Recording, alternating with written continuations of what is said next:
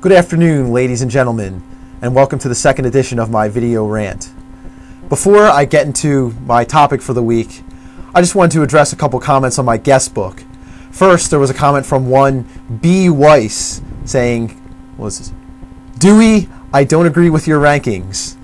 Okay. What does that mean? What do you know about hockey? Are you a hockey guru? No, you're not. I am. I know everything. You know nothing. If you actually don't like my rankings, why don't you put your own rankings on there? Come on, put up or shut up. Don't just say you don't like them and then do nothing about it. Make your own rankings and explain why they're better, or otherwise, shut your mouth. Next comment we have from another smart guy. Name not you. I'm glad I'm not you. Really? You're glad you're not a 22-year-old University of Delaware graduate with loving parents, with plenty of money, and a guy who's going to be a famous sportscaster someday? Really? You sure? You still don't want to be me? Listen, guy, you can hide behind your not you name all you want, but until you reveal yourself, you're just a little coward, aren't you? Yeah, that's right. Either show yourself, or you also got to shut your mouth. Okay, enough of that. Ugh, these people just piss me off sometimes. Okay, on to my current topic. The best general managers in hockey. General manager is often a position that's overlooked until yours stinks, like the Toronto Maple Leafs. Those fans, they know that for sure. They just fired theirs because they're going to miss the playoffs for the third year in a row. But here are three teams that have great GMs and have plenty of bling bling to show for it on their fingers. First, we'll start with Ken Holland, the Detroit Red Wings. Ken Holland was hired before the '97 season, and he has done an outstanding job since then.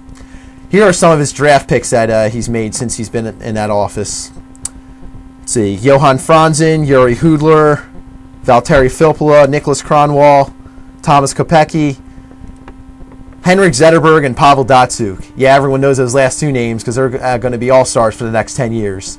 All of these guys are homegrown talent, brought in, not traded for, and they've been outstanding players for the Detroit Red Wings. Ken Holland also knows that he's got to bring in talent from other teams when it's needed, and he does just that. Just look at their loaded 2002 Stanley Cup champion team. Chris Chelios, Brett Hull, Luc Robitaille, Dominik Hasek. Chelios and Hasek are still there. That was the most loaded team in NHL history. Maybe the best part about Holland is that he doesn't miss a beat even when other players leave. Sergei Fedorov, have fun in Columbus. Steve Yzerman, well, you've had a good career. Enjoy your retirement. Brendan Shanahan, okay, go ahead. Go to New York Rangers. Detroit let all those players go in the last few years, and they've still been the best team in the Western Conference each year since the lockout ended, and this year's no exception. So kudos, Ken Holland. Next up, we got Lou Lamoriello, the New Jersey Devils, the longest tenured GM in the league. Lamoriello has been there since 1987, and there's good reason for that. During that time, he's been there 20 seasons. The Devils have made the playoffs for 18 of them, and they've won three, count them three, Stanley Cup championships. This guy's drafting record is ridiculous.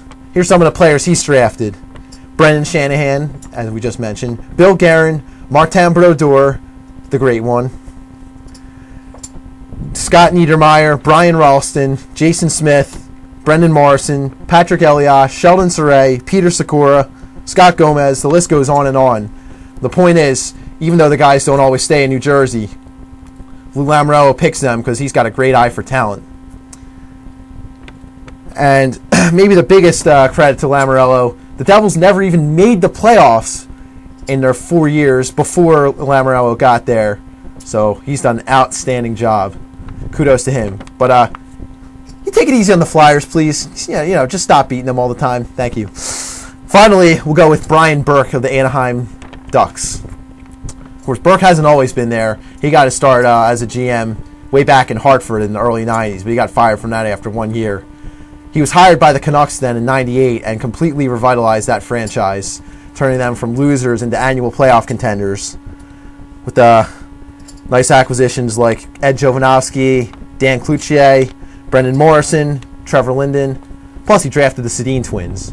So there's a good job there. But he's done his best work in Anaheim after taking over in Anaheim after the lockout. Since he's arrived in the Ducks, he signed Scott Niedermayer and Chris Kunitz, both of whom were free agents or on waivers. And then he's made great trades. Like last year, he traded for Francois Beauchemin, Chris Pronger, George Parros, and Brad May to give him some toughness. Boom! Stanley Cup. Ducks had never won the Cup before Brian Burke. Don't get me wrong, a lot of the groundwork was laid by Brian Murray, but Burke put them over the top. Well, that's all for this week.